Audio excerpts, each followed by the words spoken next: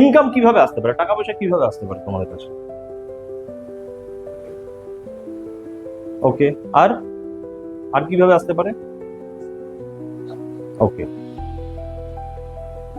Income দুভাবে আসতে পারে।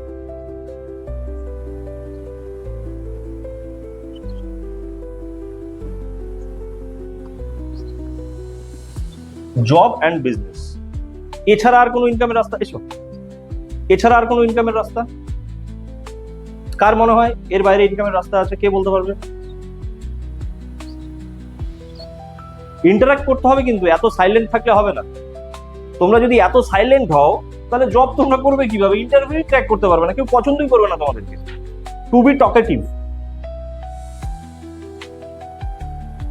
Basically job and business ছাড়া এই ওয়ার্ল্ডে ইনকাম হতে পারে, আর দ্বিতীয় কোনো রাস্তা আমার জানা নেই। ঠিক আছে, তো হয় আমাকে কি করতে হবে, হয় জব করতে হবে, না আমাকে বিজনেস করতে হবে। ঠিক আছে, আমি এই পার্টে পরে আসছি, কারণ তোমাদের মেজর কনসার্ন এখন এটা। কেন এটা মেজর কনসার্ন? অনেকের হয়তো এই চিন্তা থাকতে পারে, বাট এটা কেন মেজর কনসার্ন? কারণ এখান থেকে তুমি যদি 10 টাকা ইনকাম করো, 2 টাকা করে যদি বাঁচাতে থাকো, তাহলে কোনোদিন তোমার 10 টাকা জমবে, আর সেটা তুমি এখানে ইনভেস্ট করলে তুমি বিজনেস শুরু করতে পারবে, যেটা তোমাকে 10-কে 20 বানাবে, 20-কে 30 বানাবে, 30-কে 40 বানাবে। বাট আজকের দিনে তো তুমি জিরো, তুমি তো ইনভেস্ট করার পয়সা কোথায় তোমার কাছে, তাই না? তো আমাদেরকে এখন জবই করতে হবে ইনিশিয়ালি, এছাড়া আমাদের কাছে কোনো রাস্তা নেই। তো জব করতে হবে। তো জব কি কি ধরনের জবের অ্যাভেলেবিলিটি মার্কেটে আছে, আমি সেটা সম্পর্কে তোমাদেরকে একবার বলবো।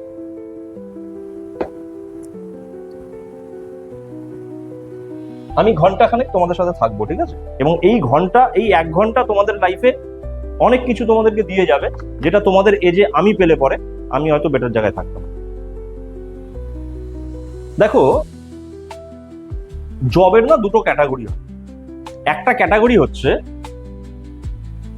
আমাকে মাসে 50,000 স্যালারি দেবে, কথার কথা। আমাকে থাকতে হবে কোথায়? মুম্বাই। ঠিক আছে, আরেকটা ক্যাটাগরি হচ্ছে আমাকে 10,000 টাকা স্যালারি দেবে, আমাকে থাকতে হবে কোথায়? কালিয়াগঞ্জ আর রায়গঞ্জ। ক্যাটাগরি দুটো হয় জব। একটা হচ্ছে আমি বেশি টাকা বেতন পাবো, আমাকে গিয়ে থাকতে হবে 7 সমুদ্র 13 নদী পার করে, যেখানে সবকিছু কাটছাট করার পরে যদি দেখা যায় আমার নেট হয়তো বাঁচবে 12,000 টাকা।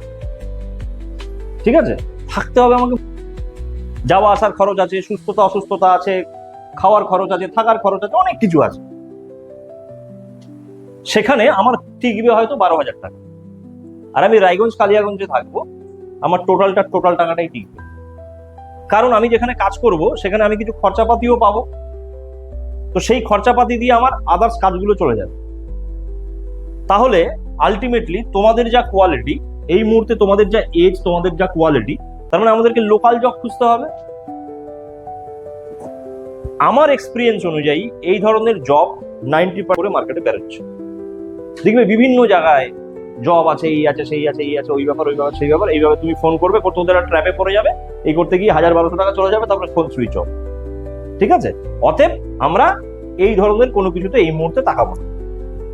ঠিক আছে, আমরা কিসে তাকাবো? আমরা ইনিশিয়ালি আমাদের যেটা কোয়ালিটি, আমাদের যেটা রেঞ্জ, আমরা সেটার মধ্যে তাকাবো। কারণ এই ছোট ইনকাম যোগ্যতাই আমাকে একের পর এক নিজের জায়গাতেই হয়তো 25,000-এ পৌঁছে দেবে। তো আমি বাইরে কেন যাব? বেশিরভাগ ছেলে মেয়েদের একটা প্রবণতা আমি লক্ষ্য করে দেখেছি, বাইরে থাকবো, একটা অন্যরকম লাইফস্টাইল হবে, এখানে পুজোর সময় যখন আসবো সবাই আমাকে অনেক দাম দেবে। ওনা কলকাতায় থাকে, আলটিমেটলি কলকাতায় থেকে কি করে সেটা একমাত্র সেই যায়, কতটা কষ্টে আছে সেই যায়। আমি আমার লাইফের ইনিশিয়াল কিছু স্টেজে বাইরে থাকতাম, আমারও ওই চিন্তা ভাবনাটাই ছিল, বাট আমি কিন্তু সেখান থেকে জিরো হয়ে ফিরে এসেছিলাম। তারপরে গিয়ে নিজের জায়গায় কিছু করার চেষ্টা করেছিলাম, আজকে আমি এস্টাবলিশ। ঠিক আছে, তো সে কারণে আজকে আমাদের যেটা করা দরকার আছে সেটা হচ্ছে নিজের জায়গায় চোখ কান নাক খোলা রেখে জব খোঁজা দরকার আছে। তো সে কারণে তোমাদেরকে আইআইএসডি অপরচুনিটি দিচ্ছে। কি দিচ্ছে? আইআইএসডির কাছে প্রচুর জব অফার আছে, কিন্তু ছেলে নেই। আজকে এক্ষুনি যদি আমি কালিয়াগঞ্জে ডিক্লেয়ার করি 15,000 টাকায় আমার একটি ভালো সেলসম্যান প্রয়োজন, 150টা ছেলে মেয়ে খুঁজেও একজনকে বের করা মুশকিল আছে। কেন? কারণ তার কোয়ালিটি নেই, তাই না? আমরা সকলেই চিন্তা ভাবনা করি স্যালারিটা এরকম হবে 25,000, ঠিক আছে? বাট আমরা যদি ভাগ্যক্রমে এটা পেয়েও যাই 2-3 মাসও টেকাতে পারবো এই জবটা। একটা উদাহরণ দিচ্ছি, তুমি কোন ক্লাস পড়ছো এখন বলো? ফার্স্ট ইয়ার পড়ছো। তুমি জবের জন্য চিন্তা ভাবনা করছো। আজকে ধরো এখানেই কোনো একটা শোরুমে তোমাকে জব দেওয়া হবে, তুমি কত টাকার চিন্তা ভাবনা করছো? কত টাকা পেতে, তোমার বেতন কত টাকা হওয়া উচিত?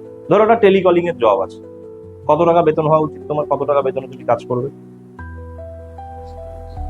10,000, ঠিক আছে। এটা কেন তোমার মুখ থেকে 25,000 বেরোলো না? কেন বেরোলো না তুমি নিজেই বলো।